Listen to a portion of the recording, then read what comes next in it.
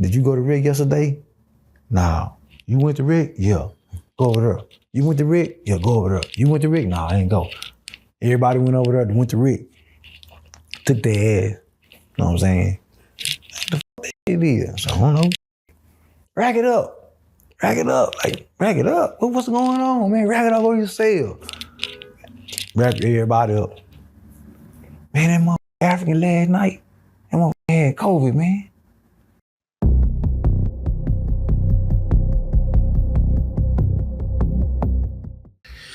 So if you don't mind, speak to it as far as what was your first, because again, I want people to know, even though you're from the streets, you was only doing loose steric, now you're about to do the big time, and even Tef in the unit as far as it being new. For you, what was your first 24, 72 hours like, you know what I'm saying, going in? Sound like it was almost like free game because it was something new. But see, like I told you earlier, when I went to prison, like my first 3 days in prison, it was all about establishing yourself. Now, mind you, you said that they were trying to offer you PC. Nah, we don't want that. We ain't doing that like that. You know what I'm saying? Because once you get in that lane like that, that's a lot of you. A lot come with that PC shit, man. It's like, who was offering that to you? Who was trying to get you? They offer you that in certain crimes. They offer you whether you want to go to protective custody or not. You know what I mean? If you don't want to go, you don't gotta go. If you want to go, you can go for a certain amount of time. Then they'll kick you out. But they're not gonna make you go to population if you got a serious crime like that. They ain't gonna do that. Are they labeling you a cop killer at this time? Nah, they didn't know. Okay, I'm trying to tell you. So, yeah. That's why. Yeah. See what I'm saying? You see that? I didn't want them to do that, bro. Yeah. I didn't want people to know because I didn't want to live that every day. Have to deal with that you know what I'm saying? He killed the police. He a cop killer. He did. Nah, we not doing that, bro. I ain't doing that. I'm finna come down here, do this little bit and get the fuck up out this hole. Yeah. You know what I'm saying? So you decline it. You're like, nah, I'm gonna put me with whatever you do put me regular. With everybody else. I'm regular. I don't need that. I'm all right. How was it adjusting? Again, how was the first 24 hours? How was the first 72 hours? Again, again, you're coming from county, so you kind of built a little bit. Yeah. And then real quick, did anybody from county prepare you for what this time was about to be? All the time. All the old cats that was in the prison. See, they had us on a murder tank. That's what they called it. Everybody on that tank had murder cases, everybody. Okay. So you around all murderers, everybody. And I remember, and see, this the crazy part. I'm gonna show you this. This the game these people play. Granted, if you killed somebody, just hypothetically, you locked up in county, and they hadn't charged you, and they told you, man, you don't want capital murder, bro, because they give you capital murder, you either gonna get life or death. That's it. You want murder or manslaughter, right? That's what you want to charge, right? That's what they tell you. Are you gonna forget that? So if you got a charge of capital murder, you think would you not remember that? No, I'm gonna remember that. Yeah, you gonna remember that. Yeah. Them people never charged me with capital murder, never. To your benefit? No, but they end up charging me down the line. Not with capital murder, just... With capital murder. Are you serious? Behind my back. So you pled guilty... To murder. To murder. But and then they heightened it, or what like how did that... What they did was the same day that I could have brought my paperwork, you can show you this. The same day that I pled guilty for this murder, it took 30 years, they re-indicted me with capital murder and put it in my file. You feel that was the plan all the time? That was the plan all the time, to keep me down there all the years. So when they read it, he capital murder. It's different. Damn. So I never had a chance at parole, never. Did your lawyer miss that or something? Like what? It was a part of it. He don't care. He don't care about that. See what I'm saying? That's the game they played. And I never knew that until years later. I got a capital murder. How'd you find out? I mean, what came up? Because I had wrote the Innocence Project people. You know what I'm saying? And Explain to the people what the Innocence Project is. The Innocence Project people are people that fight for people that are wrongly convicted, right? That they got charged for crimes that they didn't commit, or the evidence didn't prove that they committed it or whatever. So they fight for your rights to be exonerated. So I wanted to be exonerated due to the fact that I didn't get due process of being able to defend my life. You know what I'm saying? Yeah. Anytime somebody is a threat to your life, you got a right to defend it. I don't care who you are. So I never should have been charged for murder because I didn't knowingly, willingly, nor intentionally cause death. You know what I'm saying? That manslaughter, really, to be honest. I would have been gone. So once I got past 20 years, I was like, man, they got me down here just dry, so I'm finna try to do something. Yeah. So I wrote them, and they looked into my case, and they told me, they was like, Mr. Wicks, I don't know how you even got 30 years. I said, what you mean? Because you're charged with capital murder. I'm like, I ain't never got charged with capital murder. They were like, yeah, you did. I said, no, I didn't. It's in your file. Man, them people ain't never charged me no capital murder. Like I forgot. Right. But I know I didn't get charged with capital murder. But what they did was when I went from TDC, the county to TDC, they take all your property. All my property, my indictments was in my property. They threw my property away. So when I went to TDC, I don't got my property. Where my property at? We don't know, Mr. Wicks, gone go. What you mean, where my shit at? Gone go. Like, damn, you ain't gonna get my property? So now, I don't got no indictment no more. So now, 20 years down the line, I get indictment with capital murder. Man, I ain't never had this. So you ain't even seen this paperwork since for 20 years. Never would have knew. And they told me, they was like, we just can't prove that you didn't know that. We don't have cameras of the we don't have conversations. And a lot of the stuff that you need to fight the case is gone. Damn. The evidence, they got rid of it. It's not there because they knew what they were doing. Damn. He gonna want to fight it down the line, and he ain't gonna have nothing to fight with.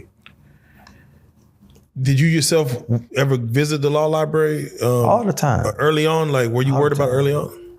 All the time. Maybe like, I used to go to the law library just to get out the cell. Yeah. You know what I'm saying? But I went to learn, and I studied the law. And I got with old guys, and they told me, because they wanted to help me beat this shit due to the fact of what happened. Yeah. You know what I'm saying? Once I told them what went down, I know I'm gonna help. And they tried to help. They did a lot. So I spent a lot of time in the law library. All right, well, let's get into it, man. This is Prison Stories 101. I know for you doing 30 years, most people that's been through here, they do like a 10-year bid, a 15, 18. I only had one guy that did 31, so you're right under that, man. That, again, is most people who's probably watching this, that's their whole life, and then some. Overall, prison for you, do you feel it made, well, let me ask this. Do you feel it helped you from the man you were to the man you are today? Mind you, you only been released, you only been free for 3 years. 3 years now. Overall, do you feel it helped you? Tremendously. Okay. And I wouldn't be the man that I am today if I wouldn't have went to prison, bro. They really kind of, I had the opportunity to do a lot of things that people don't do in their life, self-reflect. You know what I'm saying? Time to look in that mirror, man, and be like, man, you can't blame nobody but you, bro. You really tripped all the way out with your life. This your life, bro. You tripped out. So, with that being said, like, I had a chance, man, to just better myself, man. I wasn't gonna leave out in a worse condition that I went in. There you go. I seen people and said, boys back there out of there, man, with same type of time I got. Done gave up on life, pills, they gone. They just can't function. And I was like, they broke. The system broke them. That's what the system is designed to do, break you, bro. Prison is designed to break you. Yeah. So, yeah. As we talk about this, we're going to move around certain different areas because so many things could happen in the time frame you win. But I want to just, for the most part, start with what you just said earlier as far as, losing loved ones while you're in there. And the closest one to you, the one thing that I always hear about someone who's riding with you through this time is a person's mother. If you don't mind me asking, your mother, she passed away when? In 2003. You say when she passed away? Yes. 2012, my bad. 2012. Yeah. March 2012. Was it something sudden, or was it a sickness, or? Cancer. She died of, she had She had cancer, man, and they took her fast, bro. Yeah, she had pancreas cancer, man. Did you have time to speak with her in regards as far as at least about the cancer itself? Yeah. Okay. When she first got diagnosed, she was like, they first had diagnosed her. She had diabetes, and she used to take pills, and then she went to insulin, and when she went to insulin, she was taking that cheap ass insulin, bro. Yeah. And I used to tell her, man, you need to stop taking that shit, man. Go get you some. She was, nah, I'm all right. Then my stomach hurting. So she finally went to the doctor, and they told her she had stage 4 cancer in her pancreas, man. And first she was kind of like, God gonna save her, you know. She didn't want to give up. She was like, I'm gonna be all right. God gonna heal me. It's gonna be good. I'm gonna be straight. I'm like, yeah. I'm in the penitentiary, you know. I can't do nothing. I'm talking on the phone. Like, all right, mama, just keep me posted on what's going on. You know what I'm saying? She just got worse, man.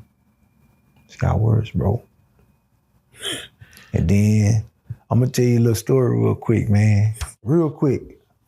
I gotta do this, cause for her, when the day she passed, bro, this ain't no bullshit. I was asleep, and I just woke up, man. Like I just got up, like damn.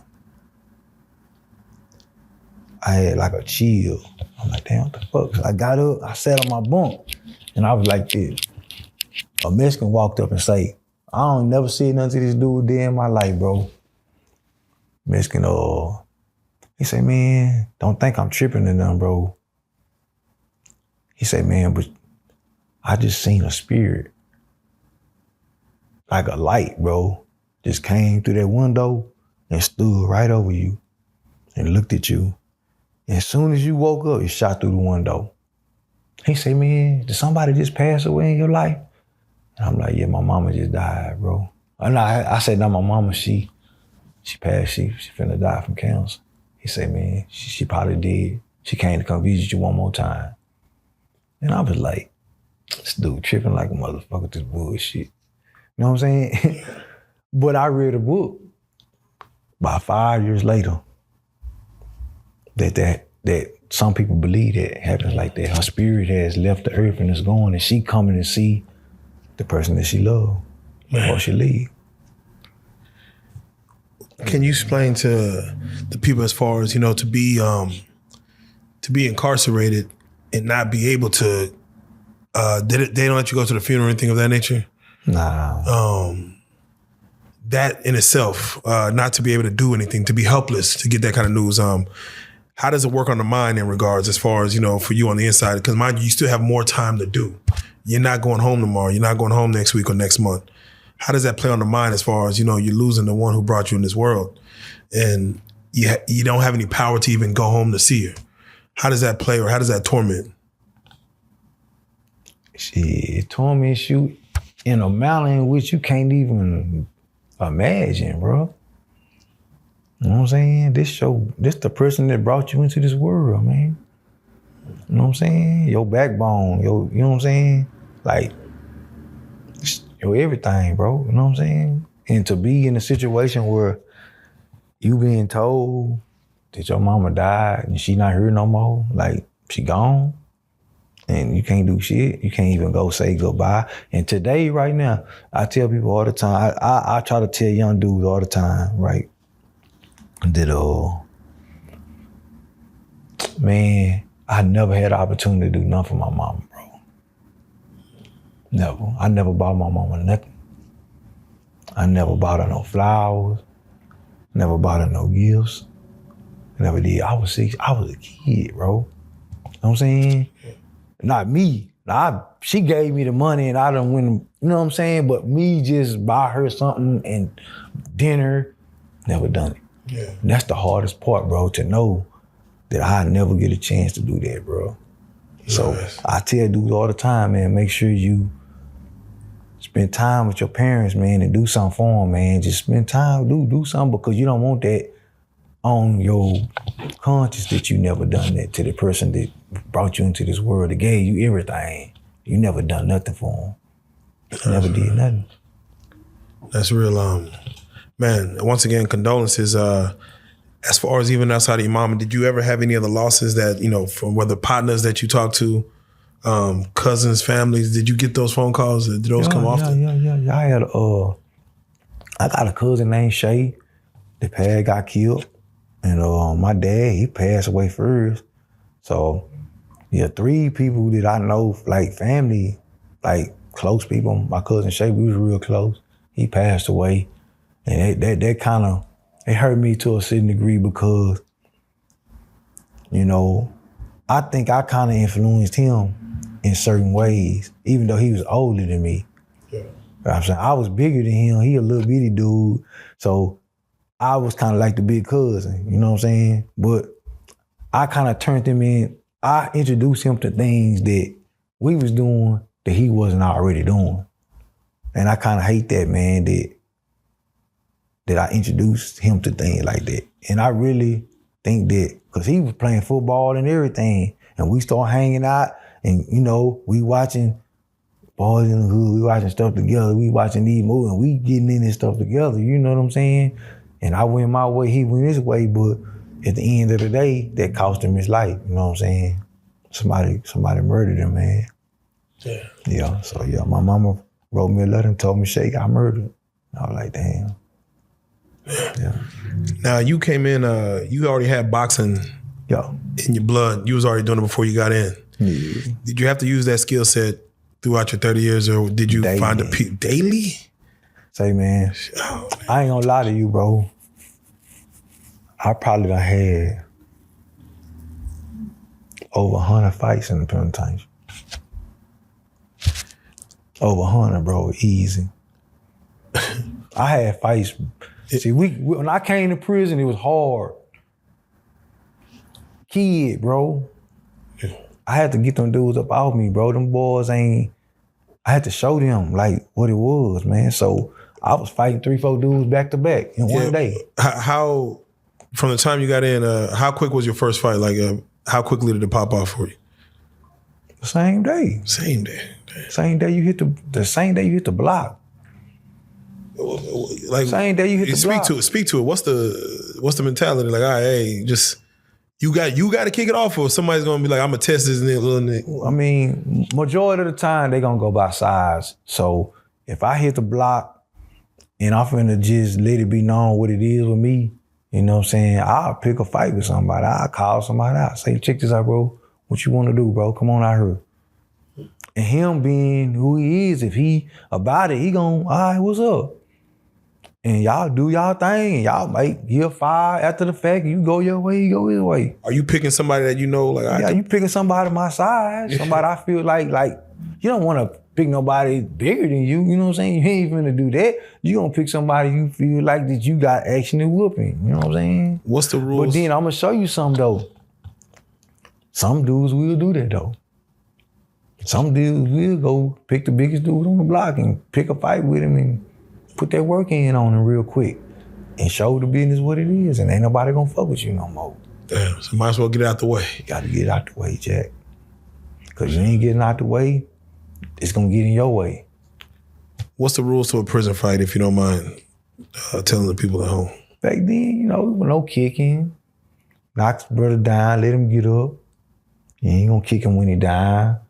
You know, we're gonna be player about this, gentlemen about this situation. I don't dislike you or nothing like that. I don't hate you or nothing like that, but I gotta show you what's going on. This is the environment that we in. It's more of a gladiator type it's a jungle, thing. Like, bro. Just only the strong survive. Yeah. So. Did you ever lose a fight? And if so, what was the worst one you had to go through? Check this out. You ain't gonna believe it, bro. Man, I was sweet, man. You say you over 100 fights. That means 100 and you were like 100-0. I'm sweet, man. Yeah. Sweet, bro. God, I believe this, bro, on everything I love. I believe that if I wouldn't have got shot that night, I'd have went pro. That's how confident I am. Not just me. Yeah, my boxing coaches tell you, people tell you. People tell you, like, you know what I'm saying? I ain't got, you don't know me, so I know it's kind of like, I'm taking that face value. I'm taking that face value. I'm telling you. You got a Terrence Crawford bill to you. You gonna see people in your comments gonna say stuff like, that nigga a fool. Yeah. Man, that's crazy, you know, when you But God prepared me for that, bro. And I thank the Creator, man, you know, for putting me in that position because I naturally could fight. You know what I'm saying? Naturally. So you fought for recreation when you was in there? No. Oh, so it was always a purpose behind it? No, yeah. Okay. Passion. You know why I started boxing, bro? Yeah. Because I had a big ass gap. I got a big ass gap in my teeth. Yeah. And I got teased about that shit so much growing up, bro. That shit was unbelievable. Man, hey. I'm talking about a little bitty dude, bro. Everybody laughing at you, talking, you know what I'm saying? Oh, you need to get your teeth fixed. Yo, you got big ass gap. Just all that, everywhere you go. You know. So when I got to junior high school, I was fed up with that shit. I taught myself how to fight, bro. I got a mirror and got some socks, put them around my head, my hands, and I used to put a pillow, and I used to punch that motherfucker. Yeah. Punch that bitch. Then I started watching cable, watching boxing, USA, Michael Carbajal, Sweet Pea, now. Back in the game, I'm watching them boys boxing, I'm learning shit. I'm going to school, coming home, in the gym, and up in that bed. And my first fight I had, bro, I was coming home from Story Middle School. Me and a couple of my partners, maybe a couple of homegirls, we walking home from school. A dude named Roy Crew. That nigga said, damn, nigga, them big ass teeth.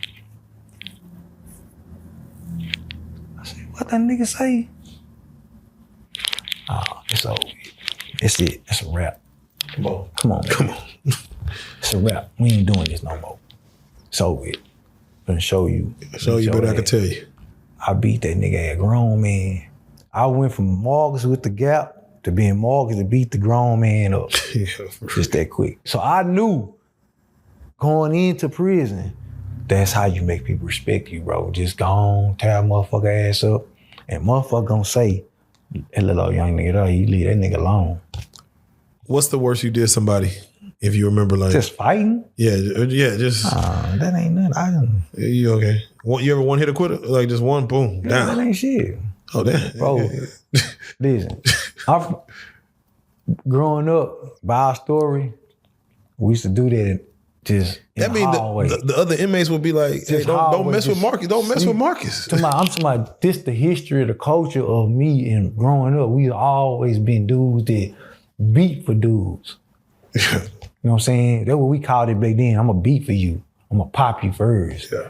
So I had that mentality. Yeah, so I'm gonna knock you. If me and you get right today, if me and a dude get into an altercation and I feel as though we finna go there, I'm gonna get the first lick.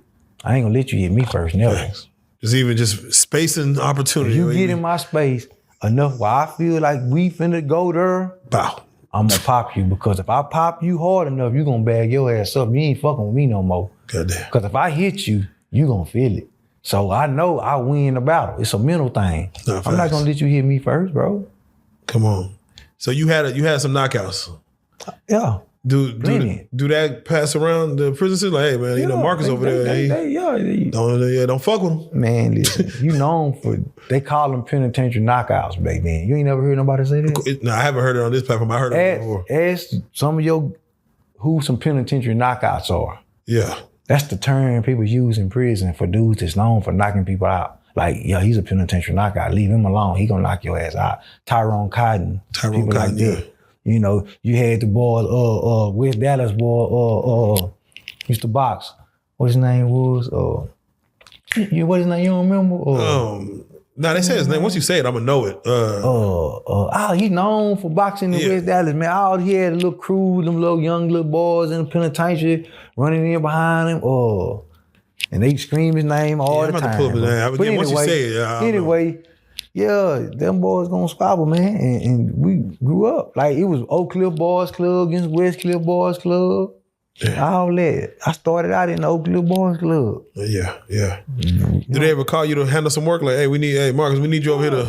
All the time. Whoop to whoop. In the joint? Yeah, in the joint. Oh, yeah. That ain't nothing. That's all the time. You mean, you got people like, especially you got to realize the type of time I done. See, I was on a whole nother different like level when it comes to inmates. Like, I had been there so long, all the laws knew me. Yeah. The ranks knew me. All the laws, I've been there 20 years. So I do it all, you know what I'm saying? So yeah, it been times where some of my, you get caught up in things and you got to deal with your little homies or whatever. Yeah, they gon', and sometimes you might have to deal with somebody else, you know what I'm saying? Yeah, to get a little blessing here and there. Yeah. A little grace, so to speak. Yeah, they do that. Like, they play games like that down there, bro. Yeah. Back then, turnkeys and shit. See, this way back before how it is now. Yeah. They had turnkey people on them keys, and they gonna beat you up. Yeah, them inmates gonna beat other inmates up for the law. So I missed that shit, I missed that shit, though. What was the worst thing you probably seen in prison as far as you witnessed? Did you ever see a man lose his life? Man, yeah.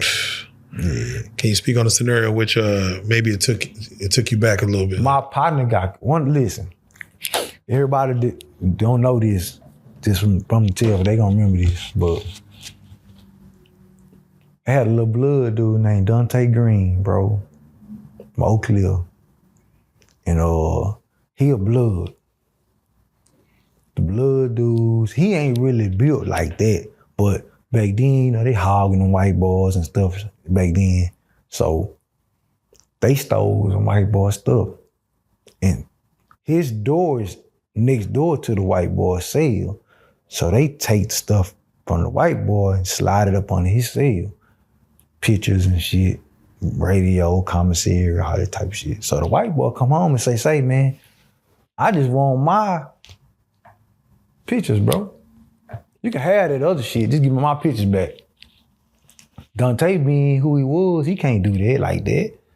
So he like, man, I ain't giving you back your pictures, bro. You ain't getting them back. So you need to talk to them dudes. I ain't getting you the pictures back. So he like, all right.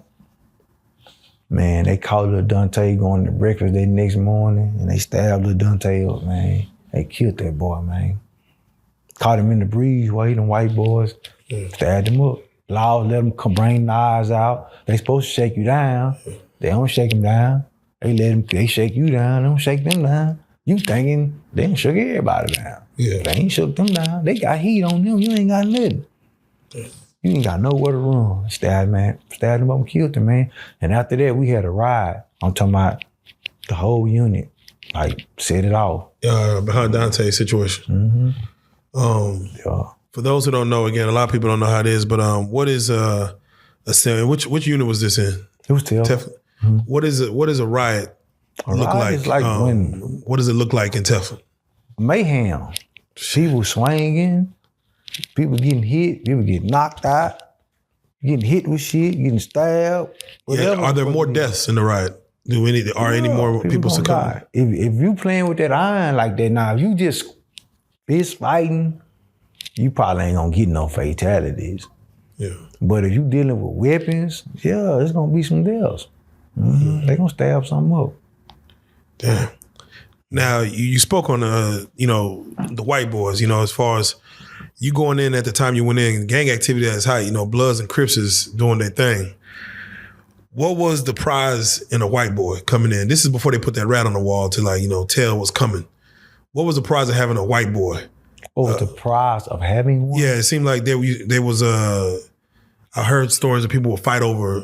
Oh no, we ain't. That's a whole nother ball game. Right? Okay, all right. No, we ain't. Yeah. Now, see, what you talking about is making people ride. Yeah, that's what you talking about. When you say I got a white boy, when people say that I got a white boy, they either meaning on some gay shit, or they got these dudes giving them their money. Yeah, you know what I'm saying, buying them commissary and stuff like that, protection. Yeah. That's my white boy. He riding with me. Like, I'm telling you, you come in, if you ain't strong, you gonna get with somebody who gonna protect you. And whoever you with, you riding with them. Yeah. So you paying for protection in prison. You know, so that's probably what they meant by saying, I got a white boy or whatever. That's what they mean.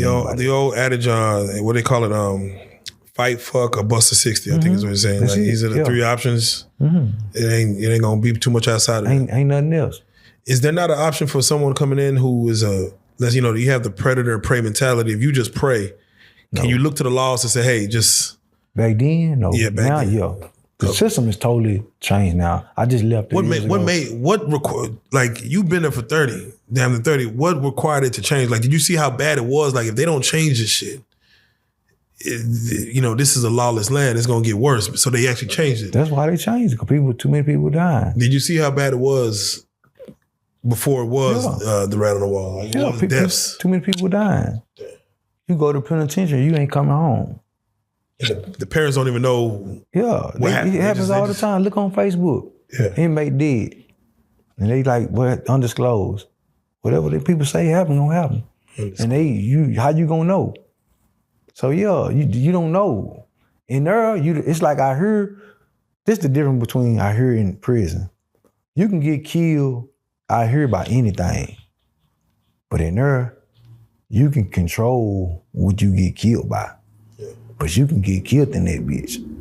Ain't nobody gonna just randomly kill you, like I heard. But you can get murdered. I done seen people get murdered. Have you ever seen the CEOs take a life? Nah. Okay. I've never seen that. Okay. I've heard them jump on people, hurt them real badly, but not kill nobody. Nah, I've never seen that. Yeah, what happens if, did you ever have to do the work? You ever have to work the fields or anything? Nah, hell nah. I used that bullet in my arm. Oh yeah, I forgot. Yeah, you going in there with that shit till the cows came home. So how'd you come about money? What was your hustle? Cutting her.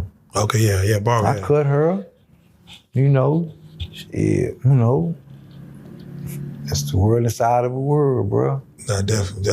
You know what I'm saying? They got the same thing I heard. It's in there. Yeah, how does being a barber there work? Do you get your own little situation? Do they allow you to let inmates come in your cell, or you have to do it discreetly? Nah, it's got like a little barber shop. Yeah. Like a little barber shop, got a sink, And you're paid for cuts? Nothing free. You don't get paid for shit in TDC. It's free labor. Everything's slavery, bro. So you only doing it to pass time, or? You doing it, they give you a little something here and there. If they want to give you something, they might give you a stamp. Give you 2 stamps. May give you 2 suits. They give you a chili pouch. If you good, they might give you some M&Ms. Give you a Snicker. So they promote you cutting hair, like, hey, thank you for doing it. That really saved me though. Like, really on the cool, like being a barber helped me navigate my way through prison. You know what I'm saying? Because I was able to cut hair. And I started being an officer barber. See, I started cutting the officer's head. Oh yeah.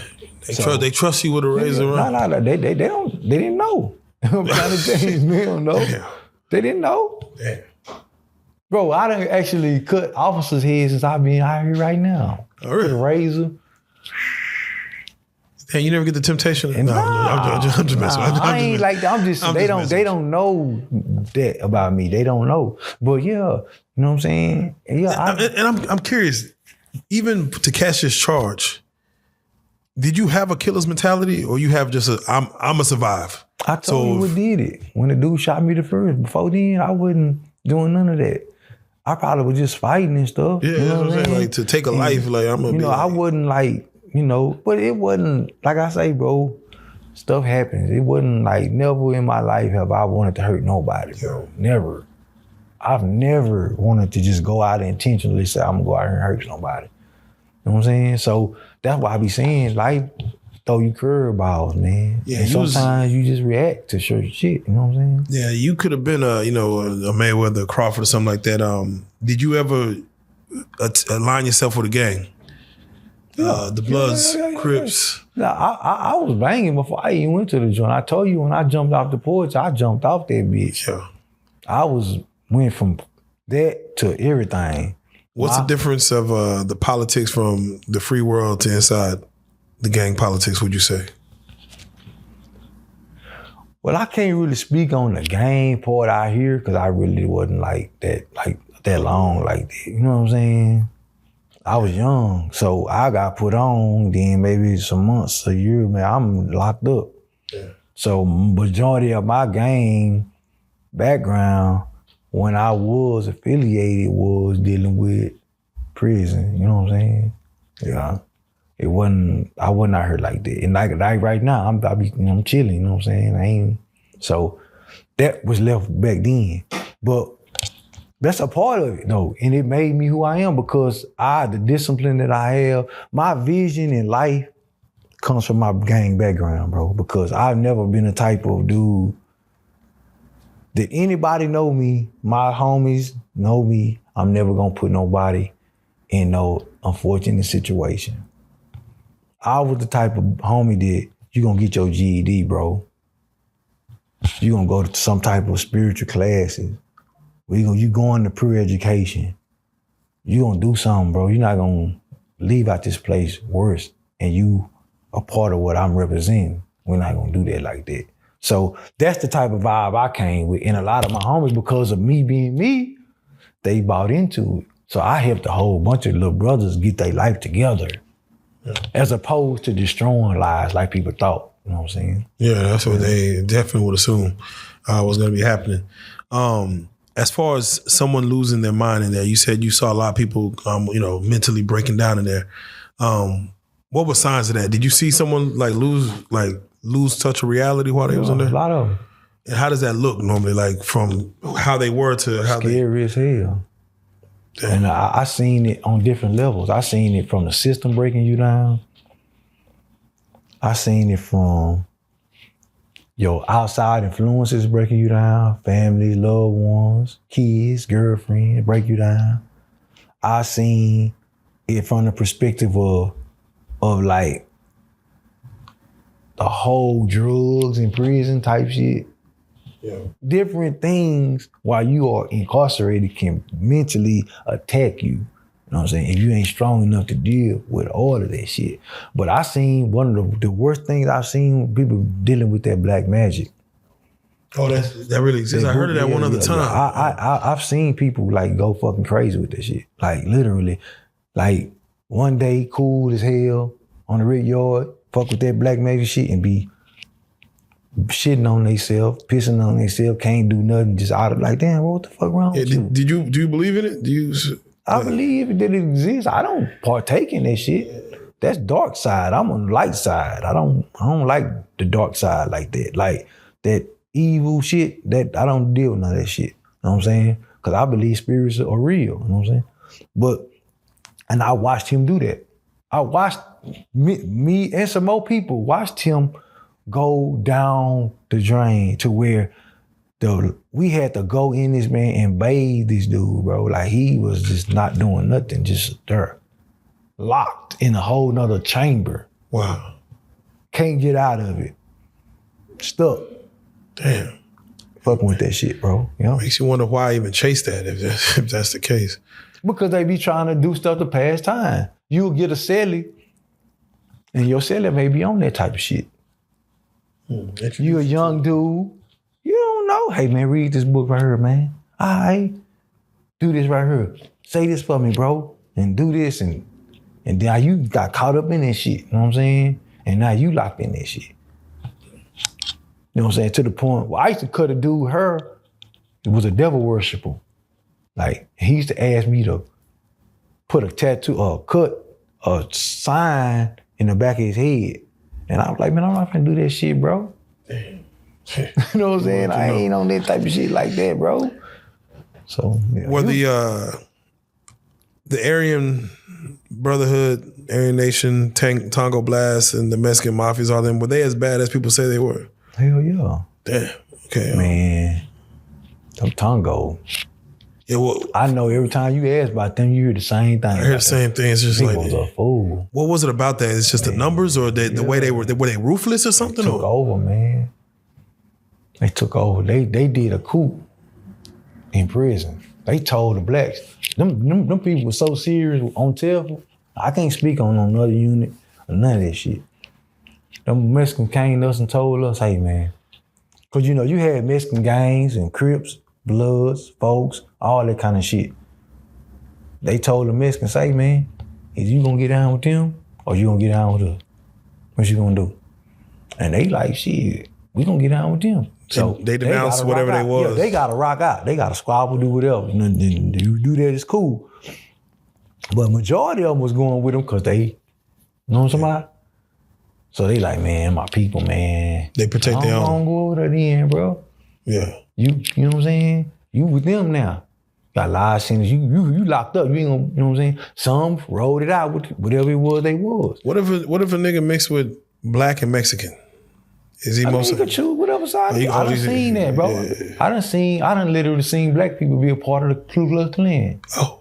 I have. I done seen that, literally. He talked, calling shots with them hoes. Oh, I mean, is he with them? Is he sitting with them? He fuck with them every day. He don't fuck with the black people. He think he white. And they fuck with him because this why he was raised on the white side. Oh. He black as hell. I first seen the motherfucker on the rec yard. We on the rec yard. We like the white boys around this motherfucker. You know what I'm saying? Well, black like, man, who this motherfucker is? You know what I'm saying? White boy, let's go see what they talking about. You go down there, he in a circle with these white boys. He out here doing the chant with their ass. You know what I'm saying? Oh, shit. We go, what the fuck you doing, bro? Oh, man, I'm with the white side, bro. He on light skin, green eye. He mixed, you know what I'm saying? But he take the white side. He like, I'm white. I ain't black. Had it all on his hand. Yeah, all the little symbols, all that shit. You see all kind of shit now. Damn. The drug problem, you went in the 90s and just got out. How did you see the drug problem change? Because again, you know, in the 80s, late 80s, 90s, crack was a real problem in the black community. And then of course, you know, heroin, you know, other things like that. But then you start forming into K2 and fentanyl. And for the drug game, how did you see that affect the prison system throughout? Shit, bro. For the first, again, drugs wasn't really just that paramount down there like that. The weed, you know what I'm saying? You smoke that weed, you might get some crack every now and then. You might get a little heroin, a little ice, shit like that. That shit ain't really, but back then, that shit wasn't out like that. You know what I'm saying? So when I first went to prison, it was all about the weed and the squares. You know what I'm saying? And we really was chilling everybody out, bro. You know what I'm saying? We were young dudes, bro. On them blocks, man. Smoking weed, hanging out. Just like, it like you'll go to a block and that motherfucker be like you in the hood. Know what I'm saying? Yeah. Yeah, for real. Damn. They had blocks, but they put us on a block called the Predator block. It was a block where all the dudes that was quote unquote affiliated or had any kind of respect in the penitentiary or any kind of recognition, they put you on this block so they can monitor you all the time. Man, everybody on that motherfucker affiliated. The whole block. Can you imagine that shit? Yeah. Damn. Crips, Bloods, folks, man, everybody on this one block. You know what I'm saying? This whole thing, just gang. Ain't nobody else on here but gang members. Could you imagine how much drama was on that motherfucker? Come on. Free time. You know what I'm saying? Like, they set it up like that and they sold it to the system like we putting them over here, isolate them away from everybody else so they won't influence nobody else. But motherfucker, we ain't influencing them motherfuckers. You put us over here you got me clogged in with this motherfucker shit. You know what I'm saying? You think the guards just want to see some action at times? Yeah. The guards gonna let you squabble. Yeah. They gonna allow you to fight and do whatever the fuck you wanna do. You know what I'm saying? Yeah, they gonna sit there and gamble on you. They'll bid on you. Yeah. You whoop him, I'll bring you a pack of tobacco. You know what I'm saying? Yeah. Shit like that. Damn. No. Did you see when the K2 era took over, as far as what that K2 started doing? That K2 was fool, bro. That shit there. They say it's undetectable, so that's why people was on it so hard. But, so. you know, in anything in prison, they gonna figure out a way, bro. There's just no way to stop that shit from coming in, period. You know what I'm saying? But that shit that's so harmful, bro. Like, and I'm saying this as a dude that engaged in, I'm not no judge and no motherfucker doing drugs, so shit. I'm like, ain't nowhere in the world, bro. I ain't never fuck with this shit, bro. What's the worst you seen someone on it? Like, what's the? I seen that shit take a whole bunch of niggas down. Yeah, I've heard people jumping off the 2-row, people swimming in their own piss. I done seen motherfuckers get on that shit, bro, and turn their life upside down like crack, bro. That's the new crack. Yeah. That shit, how crack hit the world is how K2 hit the penitentiary. Like, that shit took over, man, to world. Yeah. The boys get on that shit, and they say when they go, they smoke that shit, and they go to another dimension. It's like they be, whatever they feel like they become. You be a fish. You be a fucking lion. Whatever the fuck you think you is, you're gonna become that shit. You gonna act like that. Yeah. That's the people be flopping around and shit like fish, bro. You be like, nah, your homeboy just hit that shit. You sitting there talking to him, looking at TV, he don't smoke that shit. And you look down here on the ground, flopping like a fish. Like, what the fuck wrong with this nigga? Damn. That bitch ass nigga, get your ass up with this shit, man. Shit.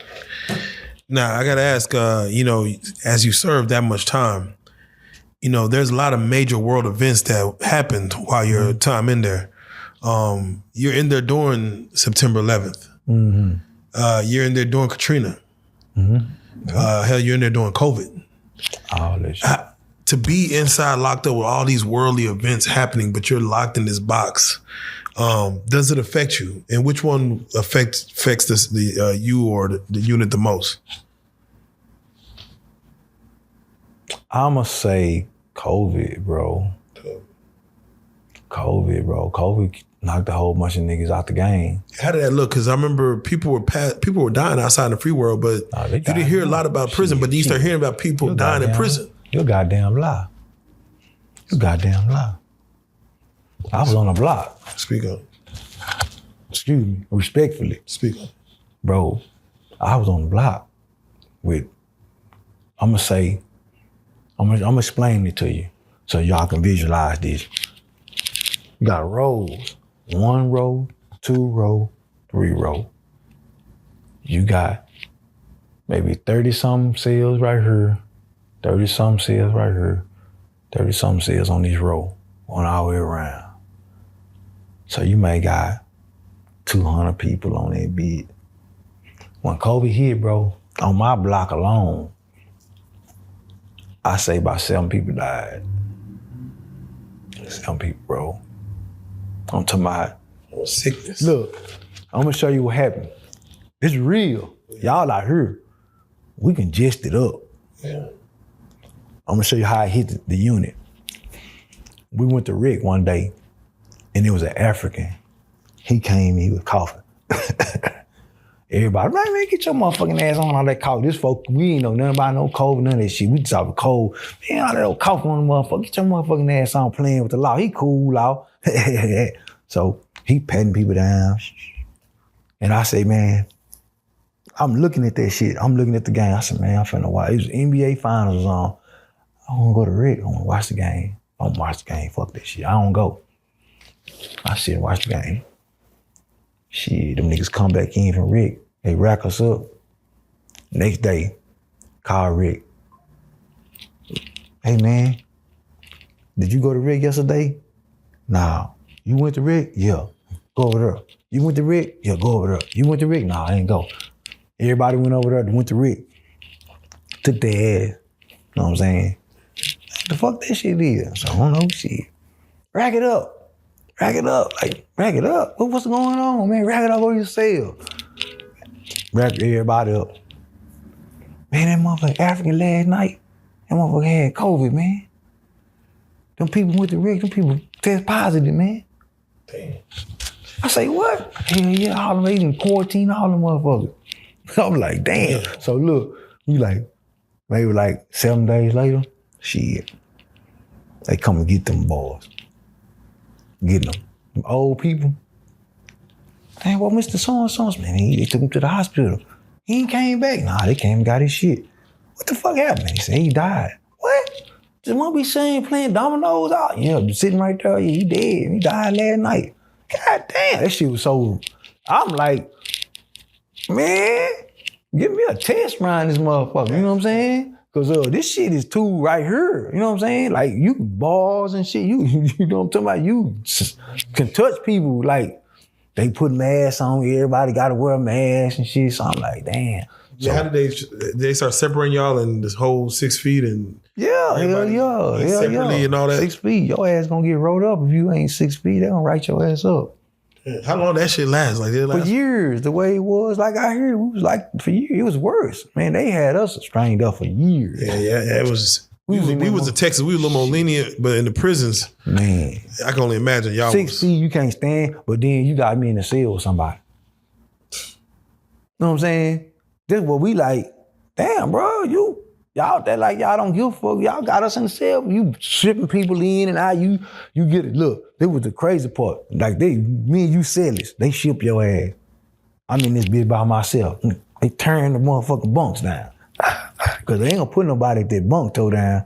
Yeah. Man, we turn that bunk up like a mug. Yeah, we done. You know what I'm saying? Cause they ain't gonna put nobody in there. So that's how you keep not having to sell it. You know what I'm saying? But they gonna put somebody in that mug with you, man.